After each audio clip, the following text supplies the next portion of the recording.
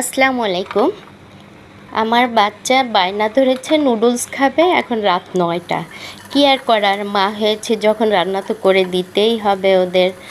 এখন আমি কড়াইতে কিছুটা তেল দিয়ে ওর মধ্যে রসুন কুচি পেঁয়াজ কুচি দিয়ে দিয়েছি। আমি আজকে মামা নুডলসটা রান্না করব।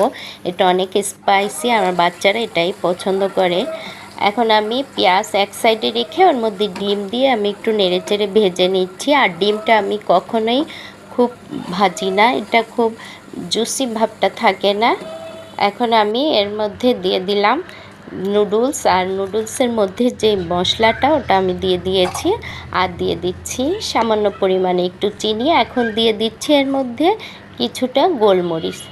খুব বেশি ঝাল দিব না আমি, যেহেতু বাচ্চারা খাবে। এর মধ্যে এখন আমি দিয়ে দিচ্ছি টমেটো সস। দেওয়ার পরে আমি একটু খুব ভালোভাবে একটু ভেজে নিচ্ছি। নেওয়ার পরে এর মধ্যে আমার যতটুকু পানি প্রয়োজন আমি অতটুকুই পানি অ্যাড করব। দিয়ে আমি আবার একটু নেড়ে চেড়ে দিচ্ছি। আর এই সময় আমার চুলার আঁচটা হাই ফ্লেমেই আছে। আমার নুডলস রান্না শেষ।